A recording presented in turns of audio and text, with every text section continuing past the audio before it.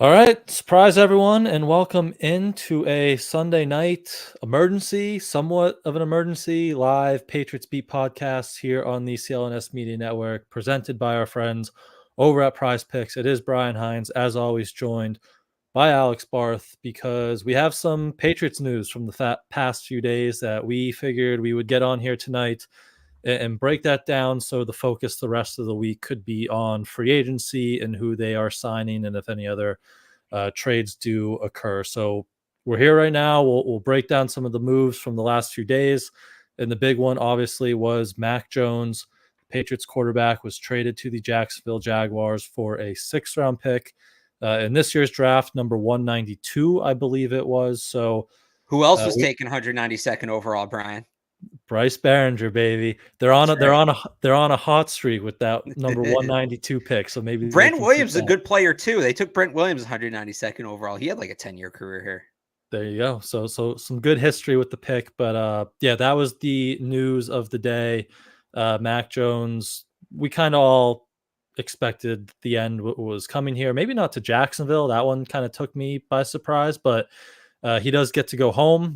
He grew up in the area. He'll sit behind Trevor Lawrence for the year, and then he'll hit the market next year as a free agent. But the Mac Jones era is officially over in New England. Yeah, comes to a close. Look, I think, there was some reporting at the combine that maybe could have gotten a 5th. It sounds like that was maybe over asking. I still might have pick swapped it and seen if I could have gotten, Mac Jones in a 6th for a 5th, something like that. But it had to end. It had to end. It was so mismanaged down the stretch with him. And I think I'm alone in this take, because I've seen people today blame Mac Jones, blame Bill Belichick, blame Robert Kraft, blame the fans. Everybody screwed up here. It is top down a failure, a disaster. It was, the rumors of Robert Kraft maybe forcing the pick on Bill and then allowing things to go the way they did in terms of some of Bill Belichick's following decisions. Those decisions, of course, by Bill Belichick, hiring Matt Patricia and Joe Judge to replace Josh McDaniels in 2002, failing to add high-level talent on the offensive side of the ball after Jones established himself in his rookie year. That was a failure on his part. To just overall treatment of Jones and making him feel alienated, making him feel uncomfortable, putting him through these mental gymnastics for whatever reason he did it. We'll probably never know. And then Jones himself, he was not placed in a great situation. And I've talked a ton about that.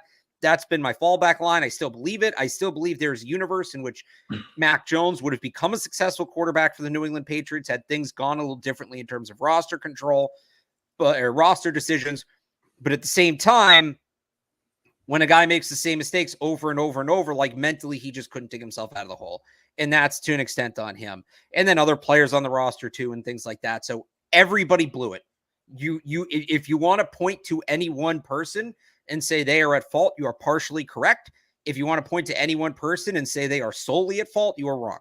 That's just how I feel about it. And it should be a cautionary tale. It should be a cautionary tale for the Patriots. It should be a cautionary tale for the rest of the NFL that quarterback development matters. And I know people don't want to see athletes babied, and they hate the idea of that because these guys are making so much money. You kind of got to placate the quarterback a little bit. That's just the way it works in this league. It's what all the good teams do. It's what the Chiefs do. It's what the Bills do. It's what the Ravens do, right? So it had to end. It blew up in their face. It was beyond saving. It might have been beyond saving after the 2022 season. I don't mind them giving it another year, given what the quarterback outlook looked like last offseason. But, we even said going into the season, you're going to try to reinvigorate Mac Jones. We'll see if it works. And it clearly didn't. And it was beyond salvation, at least here. It was beyond fixing, at least here. Maybe, I don't know that Jacksonville, being out of the spotlight, I think will help him. And then we'll see what happens when he hits free agency. And could he have a Baker-like path? We'll see. But from the top down, this was a textbook on how you bungle, mismanage, ruin a rookie quarterback. Everybody involved. Yep.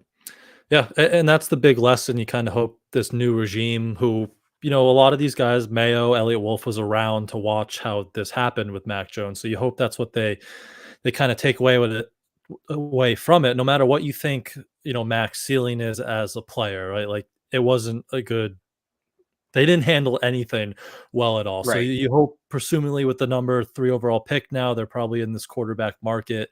Drake May, Jaden Daniels, all these guys we've been talking about a lot. So you hope whatever one of those guys that gets kind of dropped in here, they've learned from their mistakes and now they can, treat this guy better. And it kind of sounds like that, right? Like Elliot Wolf talked about that at the combine, and he said, if we do take one of these guys, we want to put everything and do everything in our power to surround them with support, whether that's on the coaching staff, whether that's, some of these free agents they might be signing or in the draft. So that's kind of the big lesson, is whether, again, you think Mac Jones could have been, a top 15 quarterback, or if you think he stunk, like they didn't do him any favors. He didn't do himself any favors. So you hope they've just learned from their mistakes, and it goes differently next time around with a new quarterback under center here. And these guys are better prospects than Jones was too. That's part of it. Like, that's very true too. Like Drake May, I'm talking Drake May and Jane Daniels, and maybe Michael Penix are better prospects than Mac Jones. Penix is a better quarterback prospect than Jones was when you bring in the history of knee injuries that Michael Penix is. We've talked about this. Michael Penix is his own thing, but Drake May and Jane Daniels definitively, and obviously Caleb Williams, Pats aren't going to get him, but those guys are better prospects than Mac Jones was. So you're starting off working with more. Now it's just a matter of, can you not repeat your previous mistakes? And ahead of free agency tomorrow, I'm just going to get out ahead of this take. Everybody, they're going to spend a bunch of money, and everybody's going to say, oh, great, it's 2021 all over again. And you know what?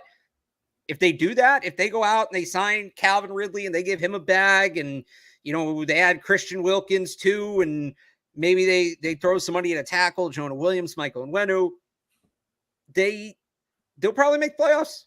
They'll probably sneak in, assuming the quarterback isn't a total disaster. They'll probably sneak in the playoffs as a wild card team. And you know what we're going to hear? We're going to hear, oh, great, so it's just like 2021 all over again. Doesn't mean anything. Like, here's the thing. If they're bad, it becomes they're just still bad. And they're inherently bad. If they're good, it becomes, oh, just like they were good in 21 before they got bad again. The lesson here is it needs to be sustainable. They spent in 21 and they stopped. We've talked about this. After drafting Mac Jones, what is between drafting Mac Jones and trading him? What is the best offensive move that they made? Roster move. You could argue it's drafting Ramondre Stevenson, which happened 48 hours later. They invested in a guard in need they opened up by trading somebody. They overdrafted Tyquan Thornton. They overpaid to get Devontae Parker in the building. And then they subbed out Jacoby Myers for Juju Smith-Schuster on one knee. Like that, those were all half measures. The lesson here is it needs to be sustainable. Spend all the money this week. Definitely spend all the money this week. And you don't have to be the number one spender every offseason, but spend all the money this week. And then this time next year, spend some money and keep adding and go out and get aggressive. And maybe you trade a top 50 draft pick for a premium wide receiver or a tackle or something. Like, it needs to be sustainable. That is the lesson here. You cannot sit on your laurels. You cannot sit on your hands after one somewhat promising season. That's it. Yep. Yeah, that should be one of their main goals, or maybe the main goal of the next few days, is create a stable and healthy environment for whatever rookie quarterback I'll say this, like, again, they started doing that in 2021. Yeah, I think they built a good base, right? Hunter Henry, good Kendrick offensive Bourne, line. Right, they had a good offensive line going. They, Judon was a key piece on defense, but then they stopped adding to it. And every other team, like the other 31 teams, well, not all 31 are getting better, but there's other teams out there trying to get better. And just treading water is never going to cut it. Even if you win the Super Bowl, it's still probably not going to cut it. You need to, when you have a young quarterback on a rookie contract, continue to get exponentially better year after year after year until you get to year 4 and 5, and then you have to pay him, and then the math becomes a little bit different. But that's, to me, the big takeaway from all of this. It starts tomorrow. It does not end tomorrow. Yep, 100%. But we can get into some of those, names you just floated out there in a bit that maybe come in here in free agency to build around that offense and build around that next quarterback. But staying in that quarterback room, they're going to remodel it. We've known that for a while. Yeah. This seems just like the first piece, though. It seems like they're going to be expected to add a veteran over these next few days. Jacoby Brissett is the obvious one we're all looking at. And then you have like Joe Flacco, Gardner Minshew, Josh Dobbs are out there in that department. Baker re-signed with Tampa today on a big 3-year, $100 million deal. So that seemed obviously where that was headed all along, but that has officially been agreed to with those two guys. So you're looking at these veterans. It seems like Jacoby is the favorite again, but what do you think? Where do you think Bailey Zappi kind of resides? He's got to be next. He's got to be next. You just got to clean the whole thing out. And when I said like point fingers at whoever you want, like he's not innocent in all this either. He had from the Herald report where it wasn't, and I'm not saying that he needed to only be lifting up Mac Jones and not thinking about himself, but you got to make it as easy as possible for the kid you're going to draft. And if Bailey Zappi is going to be in there being a thorn in his side, you can't have that. You can't have that. So I don't think they're necessarily in a rush to trade Bailey Zappi. I would not have him on the roster come camp if I were them. I agree with you. I think the best room is a rookie and a veteran, and then your Nathan Rourke or your training camp arm from that point out. But let's end with one Mac Jones question here in the chat. WH asked, best Mac Jones moment and worst Mac Jones moment from his 3 years here. I mean, the best one's beating the Bills. Ironically, his best was probably this year. It's that win over the Bills. His final, like the 2-minute game-winning drive, the one that he finally got. Yep. I mean, the worst has to be either the Vegas play or the interception against the Colts this year, right? Like, yeah, the Vegas play wasn't really his fault. He was kind of in the wrong place at the wrong time. Just getting stiff-armed like that. That was probably the worst moment for the Patriots of the Mac Jones era. I would say Mac Jones' worst moment. Yeah, probably the Colts game. But it was already so gone at that point. Yeah. I don't know. It might be the pick to Jalen Ramsey in Miami.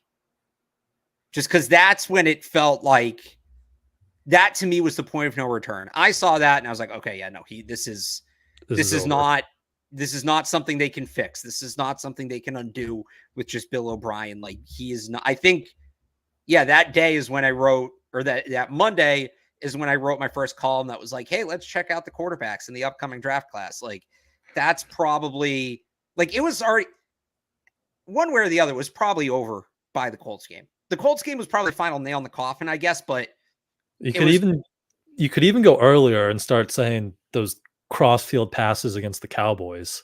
That was pretty rough too. I remember that Miami one because the Miami game was after, right? Yeah. And at least the Cowboys, you could be like, okay, it was just one really bad game. Maybe they can kind of correct this thing. That's the thing. It was like, all right, he had his bad game. Can he learn from it? Can he snap out of it? And he just never. Maybe it is Cowboys game because he was good. Remember, he was like good to start the season. He threw for 300 yards on the Eagles. And then, he was never the same after that Cowboys. Then he throws a pick six early against the Saints the week after against the Cowboys. So unfortunately, there's a lot to maybe pick from and go through over these last year or two. But that is Mac Jones. The era is officially over in New England as he is again traded to the Jaguars for a 6th-round pick, number 192 in this draft. So the Patriots now have 8 total picks, 1 in each round except 2 in that 6th round. So maybe they add some more here over the next few days. Maybe something happens with Zappi. I don't know what his market would be. Maybe a pick swap for Devontae Parker, excuse me. But 8 picks for now, 1 in each round and 2 in the 6th round. But any last thoughts there on Mac, or we can? I think that's pretty much it. I'll be interested to see what happens with him and if he really can turn it around. But just cautionary tale for everybody involved. That's what it feels like. Cautionary tale. Yep. 100%. So let's take a very quick break. We will hear from our friends over at PrizePicks, and then we can wrap it up with a few other rumors and a few other signings the Patriots made as well over the last few days. Football season may be over, but the action on the floor is heating up. Whether it's a tournament season or the fight for a playoff home court, there's no shortage of high-stakes basketball moments this time of year. Get in on the excitement with PrizePicks, America's #1 fantasy sports app, where you can turn your hoops knowledge into serious cash. Testing my skills on PrizePicks this season is the most exciting way to play daily fantasy sports. If you have the skills, you can turn $10 into $1,000 with just a few taps. PrizePicks is really simple to play, and I can make my picks and submit my entry in less than 60 seconds. Download the app today and use code CLNS for a first deposit match up to $100. Use the code CLNS for the first deposit match up to $100. Pick more, pick less. It's that easy.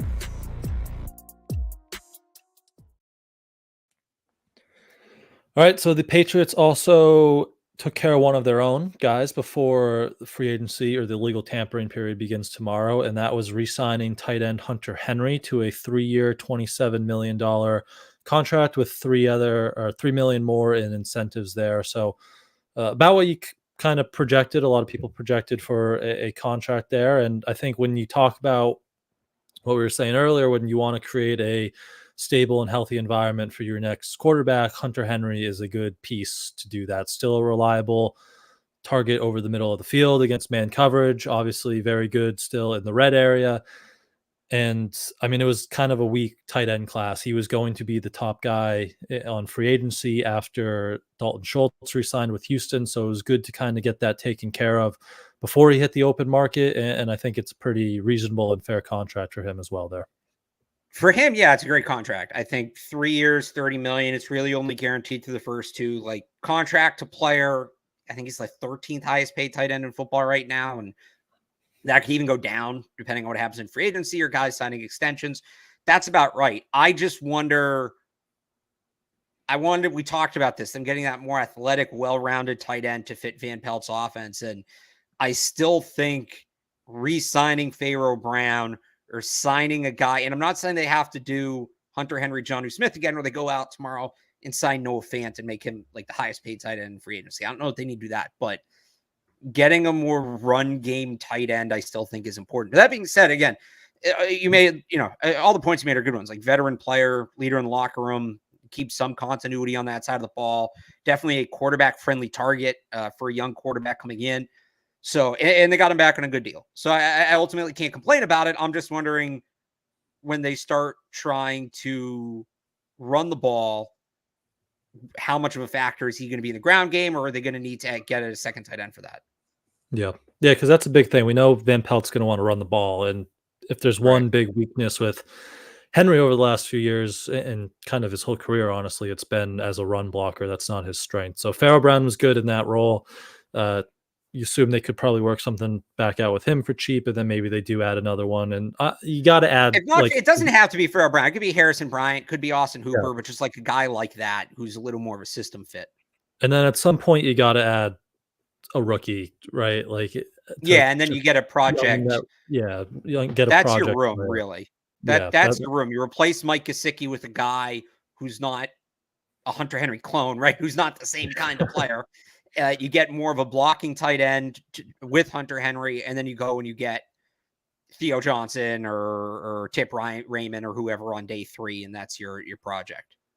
Yep. So thought that was a good move to bring Henry back. I was a little hesitant on maybe giving him the 3rd year, but as you said, they can get out of that. The fact it's not guaranteed changes a lot. Yeah. I think that it'd only have to eat $2.5 million to get out of his final year. Well, when he'll be 32, that's nothing with the way the cap is going these days. So good deal there. And they also signed a external free agent, Chukwuma Okorafor. I hope I pronounced his first name correctly there, but offensive tackle from the Pittsburgh Steelers, has a lot of experience and a lot of starting experience as a right tackle. They gave him a 1-year, $4 million deal with some incentives there. So not starting tackle money, but not saying this is replacing Mike Onwenu money or anything like that. But it was good to kind of elevate the floor of that room, I'd say. So you're not having to rely on a Vidarian Lowe or a Calvin Anderson next year, because this is a guy who, he has started a lot of games in this league. He was Pittsburgh starter last year until he kind of mouthed off at the Matt Canada offense, which was probably deserved. And then they handed it over to their 1st-round pick in Broderick Jones there. But just good to have a reliable maybe swing tackle and raise the floor again of that room. Yeah, you hit on it perfectly. I think if this ends up being Mike Onwenu's replacement, mistake. Just way too low of an investment. If this is Vidarian Lowe's replacement as your 3rd tackle, that's a solid move. We've talked about this, getting lost in the whole conversation. And I'm not saying it's not a fair conversation. It's a very fair conversation. But getting lost in the whole conversation of, hey, they need 2 new starting tackles, was they also probably need backup tackles. And you don't have to add the starters first, technically, in the way they did this. Like, you weren't adding a starting caliber tackle before the tampering window opens. So if he's here to, compete with Vidarian Lowe to be the third tackle, great. That's $4 million for a guy with some starting experience. Does get penalized a ton. Yeah. People thought Trent Brown took many penalties. Get ready.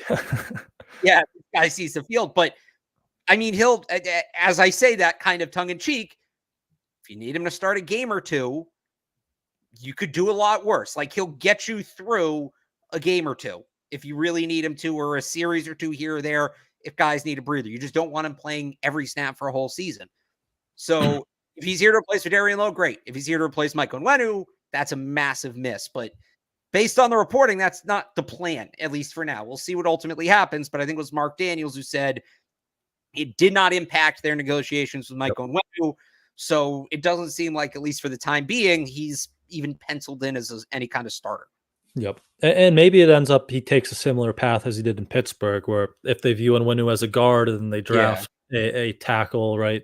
Okorafor is starting first month or two, and then he kind of paves way for a rookie to come in there. But yeah, it's good to get just another guy in that room with some starting experience. They needed bodies with experience. Exactly. They needed bodies with experience. It's not as much money as it sounds like. If he ends up making that $8 million, either one, he had a really good year and he earned it, or things went so poorly. There's much bigger issues than them paying Okorafor $8 million. That's just the reality of it. Yep. So those were the two signings made over the last few days. But we do have some rumors about some other guys. Calvin Ridley has been the big one thrown out there. I think it was Jeremy Fowler from ESPN said the Patriots are expected to kind of aggressively pursue him. Josina Anderson even had like a eyeball emoji tweet where she said like the Patriots are going after a veteran receiver, whether it's free agency or trade. So they are in this wide receiver market. Unfortunately, the top guys didn't shake loose to free agency here. But where are you kind of at with Calvin Ridley? And I mean, he's going to command a big deal. It's probably going to be in that 20 million average or right around that range. So where are you kind of at with potentially bringing Calvin Ridley into the mix here? Yeah, I'm kind of in on it by default at this point. Even if you draft a guy high, you need a veteran in that room. And there are reports they're going to trade Parker, which they should, or going to try to trade Parker, which they should. They should look to trade Juju Smith-Schuster as well. You got to fill out the room. You need veterans. I'd try to give him similar structure to Hunter Henry's deal, where you're locked in for 2 years. The third year is a bonus. He'll be 31 at that point. And you take a guy later on day 2. You hope he turns into something where Calvin Ridley's your bridge guy. You have this guy you drafted as your number 2. And then next year, if you draft the quarterback, if you draft the tackle this year, we're all in on wide receiver next year in the draft. And we become Luther Bourne and Beat basically this time next year. Yeah, that's pretty much where I'm at with that. Is he's not my favorite signing, but I think I don't love any of the alternatives any better. Yeah. So he's the best you can do. It's tough because the contract too is probably going to look bad. Like when that first number comes out, it's going to look like a lot of money, and it is going to be a lot of money because he's the top receiver. But again, going back to just like priority number 1, if you're drafting a quarterback 3 overall, it's put him in a good situation to succeed. And that's probably paying Calvin Ridley because, the draft class is, very good, and you can still get a good guy on day 2, but you want a veteran or a reliable veteran who, has had success in this league, and Calvin Ridley's the top option at this point. So PFF projects Calvin Ridley 3 years, 55 million total, 32.7 guaranteed. So it's basically 3 years, 18 guaranteed, or 3 years, 18 per, 11 per guaranteed. If you can shift all that guaranteed money to the first 2 years, so you're basically paying him like $15 million this year, $15 million next year, and then the third year is a ghost year, I'd probably do that. I'm not doing jumping jacks over it, but yeah, I think you're making the best of a bad situation at that point. Like you said, you need somebody. I don't know that I'd go over that. I think I'm capping it at 15 million a year, but you need somebody, and this is just, it's you have a big hole to dig out of, and not everything's going to be super easy on the way there. Yep. And I'd probably cap it at 3 years too. I don't know if he'd get a I would fourth not. year. I wouldn't give him more than 2 guaranteed. I would not give him more than 2 guaranteed. If he wants a third or maybe very little guaranteed money on that third year, like fine. If you're talking like $5-6 million, I would not go beyond that. Yeah. Yeah. I agree with you there. But yeah, that's just the situation they've kind of found themselves into here. So another wide receiver, one we're familiar with, Kendrick Bourne. It was reported today. I think it was Josina Anderson still again, that they're still kind of far apart on negotiations. He's still been, pretty active. He was on NFL Network last week saying he wants to come back. But he's going to test the market at this point. So we'll have to kind of see how that shakes out for Bourne. Mac Wilson as well. Mark Daniels from Mass Live said they gave him a competitive 3-year offer, but he's going to test the market. That one kind of surprised me because he obviously loves Gerard Mayo, and if they're giving him 3 years, what seems like a reported competitive offer, that's pretty surprising from my part. But 2 other internal guys there that we'll kind of wait and see over the next few days what happens with them. Mac Wilson be a sneaky big re-signing for them. He played a really great role last year, and I'd love to see them get him back. So maybe he's one of these ones where there's a report he's hitting the market, and then at 12:05 he's back. Like that happens sometimes. His agent, phone's on. Why isn't this thing ringing? Is it on? Is it have airplane mode on? All right, just go back to New England. Like maybe it's one of those, but I would like to see them get him back. I think he was a sneaky good player for them last year. Important part of the defense. I don't want them to have to add linebacker to the list of needs. It's already such a long list. I'd like to see them be able to get him back. Kendrick Bourne, and everybody knows how I feel about Kendrick Bourne. Like I'm a big Kendrick Bourne fan. Before last year, before he got hurt, I thought he could have been like had he played the year out, I think he's Calvin Ridley. I think he's number 1 wide receiver on the market right now. Had he played the year out, continued on his pace, he would have been a fringe 1,000-yard receiver. He's younger than Calvin Ridley. He doesn't have the baggage Calvin Ridley does.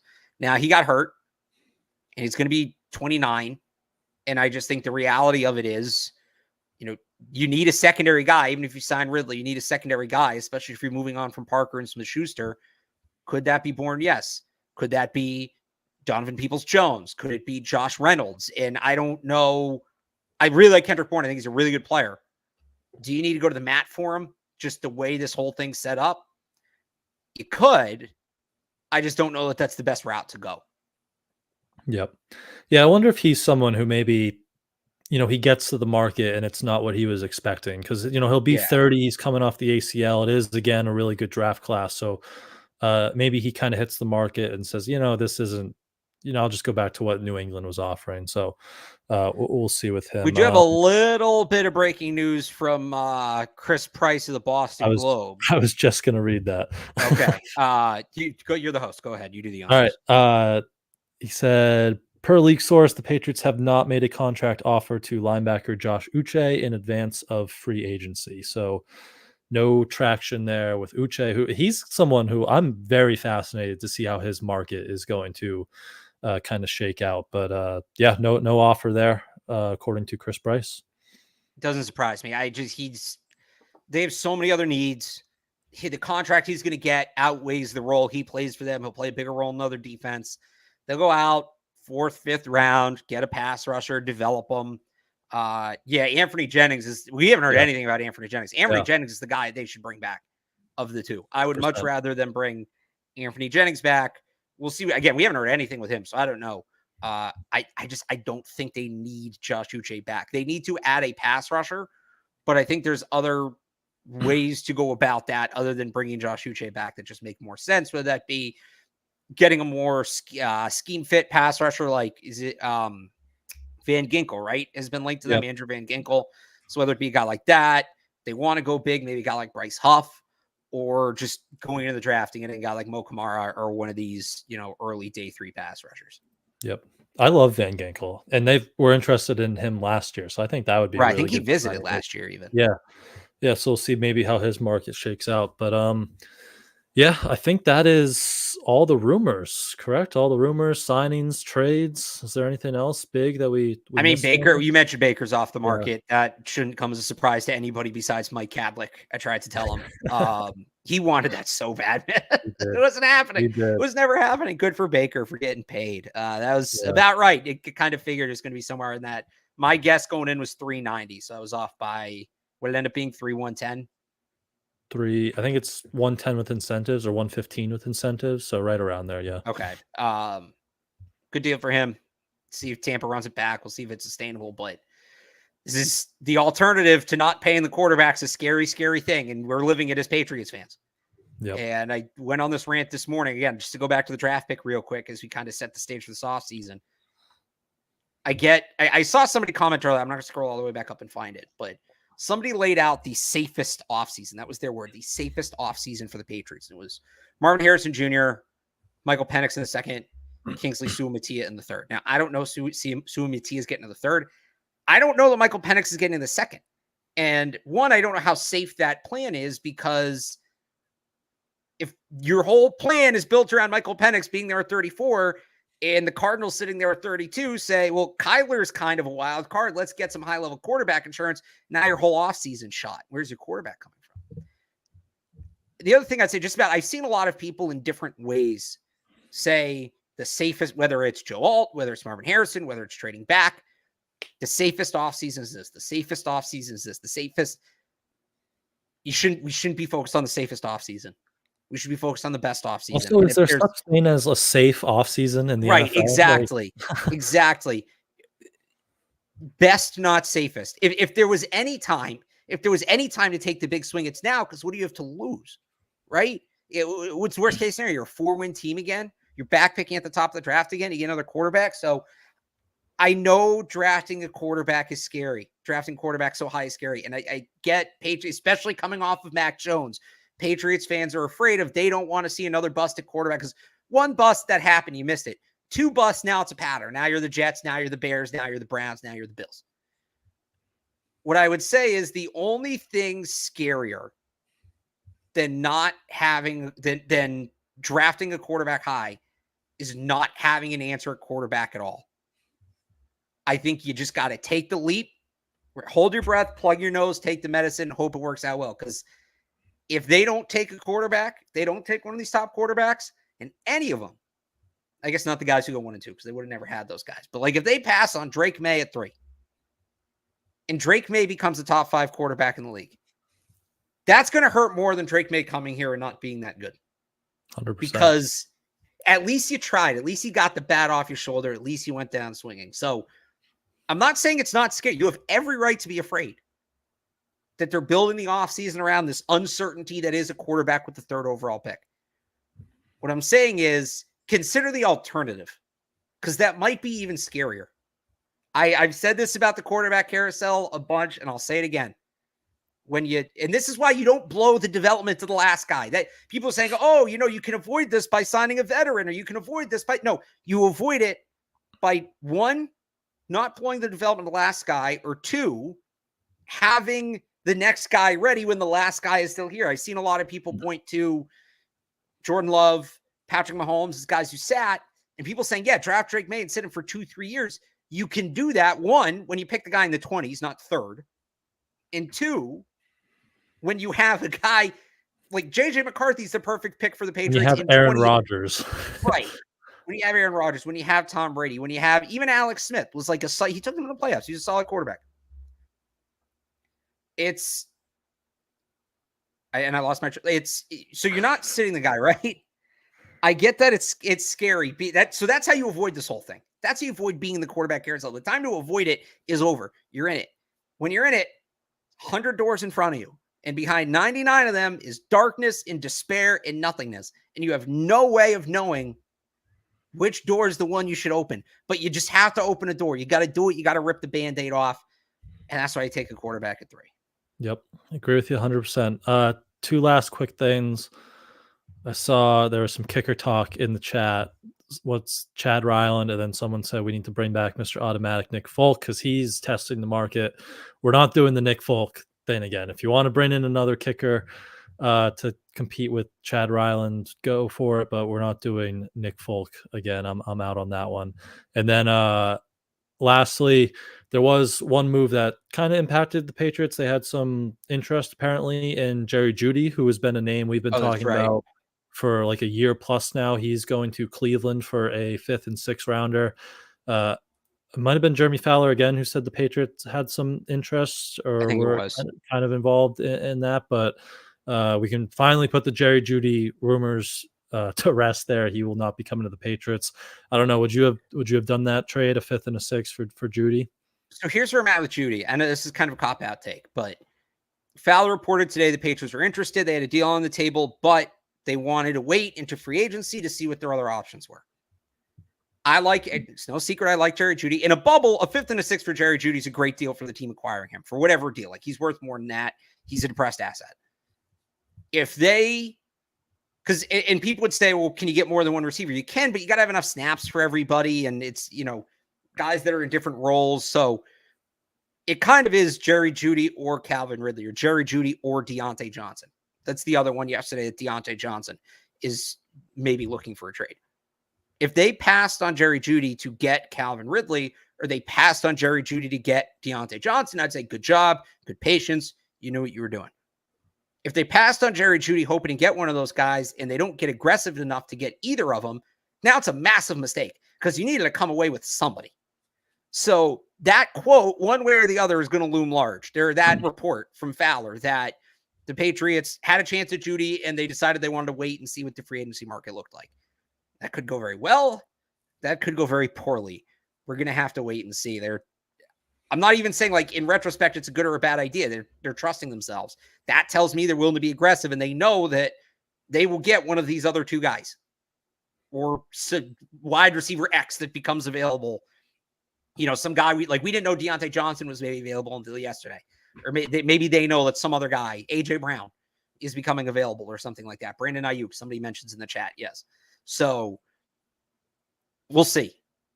I would have done the deal, but if they know there's something better on the table, it's hard to fault them for passing on that to get somebody better.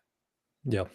Yeah. I'm just not a huge fan of Jerry Jeudy, and maybe he does, better things in a better system away. And I mean, I'd say if he actually gets a quarterback, but he's going to Cleveland with Deshaun Watson there. So who knows? But I was kind of all set passing on Jerry Jeudy, but then, you hope they do come out and they do get a receiver. So, they have at least someone there. But I think that's it. I think that's all. Again, all the signings, trades, rumors, reports. So we will wrap it up here.